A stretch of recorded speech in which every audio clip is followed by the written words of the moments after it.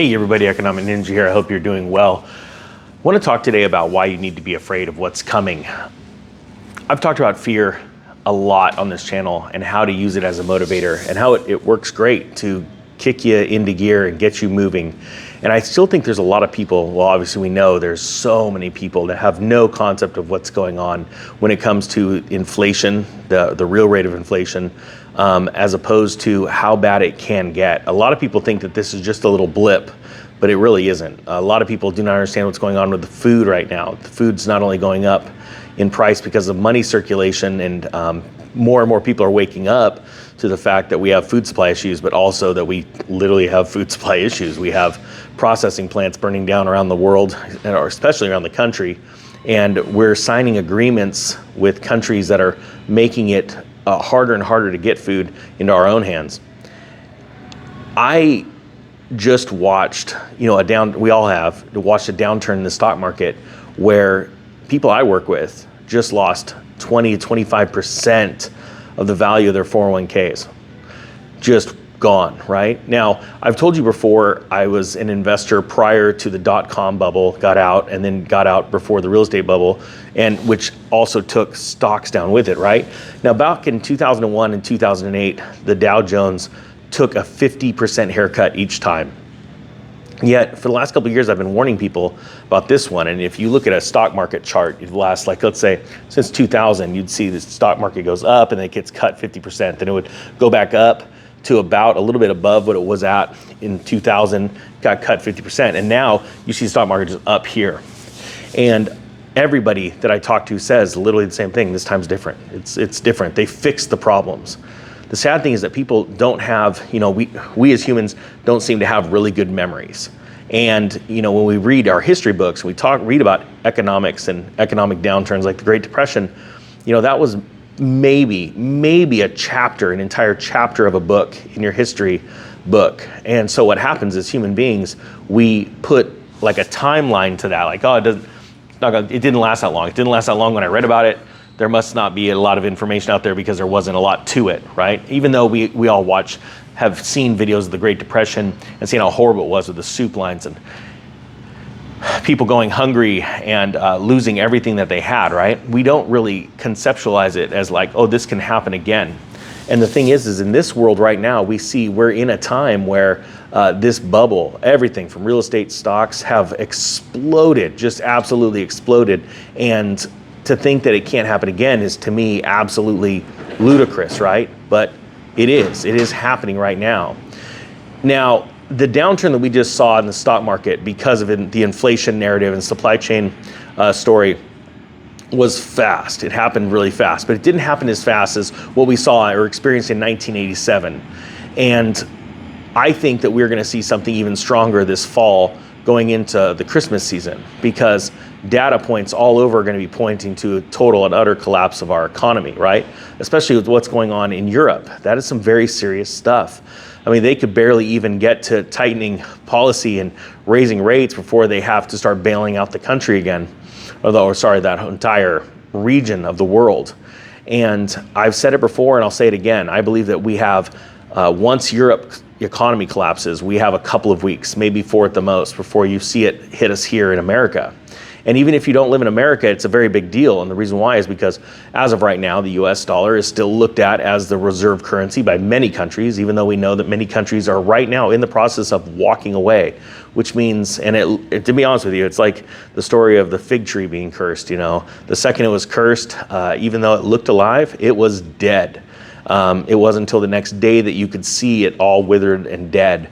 But it's a very important thing to say that this economy is a shell of what it used to be. We know that to be true. So the reason why I say you should be afraid is right now is if you're not doing anything to prepare, and I want to separate fear, being irrational and like doing crazy stuff, like, selling everything you have and running to the hills, with fear using it as motivation. We've talked about precious metals before lots of times. Wealthy people hold about 10% of their net worth in gold. It's just money managers around the country have been talking about that principle ever since what happened in the early 80s when gold exploded in price, the stock market took a hit. Not Alan Greenspan, but I'm completely blanking out. That's what happens when you get on a film. But Paul Volcker, had to spike interest rates to get them over inflation to really tame it, right? We don't have that ability now. But throughout recent history, it's been shown that as markets fall, and I say recent history because of the invention of electronic markets, your gold, 10% of weighting in your portfolio gold, saved you as your stocks fell in value and you kept your net worth in dollar terms, let's say, right? So that's rational. That's thinking rational. This isn't financial advice. I'm not a financial advisor. But if you think of it that way, that is a very good way, a reasonable way to use fear as a motivator. Like, okay, it's time to do something now. Whereas people right now seem to go a little nutty, and I have to caution you. I've heard of people like going and buying up food storage and stuff and using their credit card. That is not the way to go. The whole premise of this channel was to not only get you prepared, but get you excited about the opportunities coming for the people that don't prepare, the people that made fun of you, the people that rolled their eyes. And we want to wake as many people up as we can. You just can't. You can't wake up everyone, right?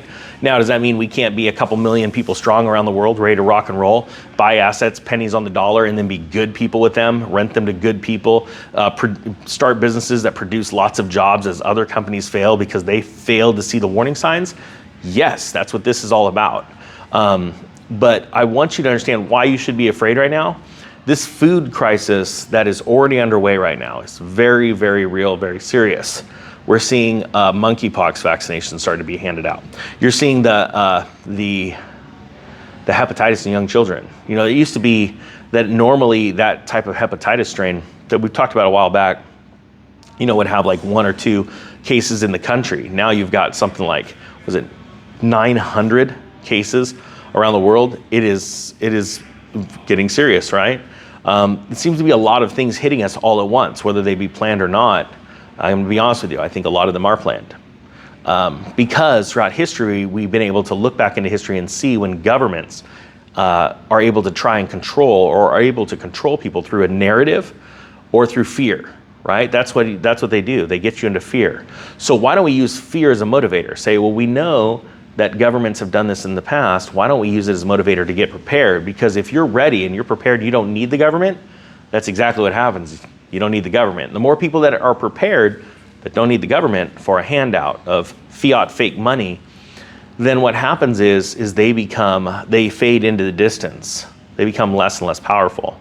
And I think this is the day to wake up and realize how serious we are in right now. This is the time to get ready. This is the time to pay off debt.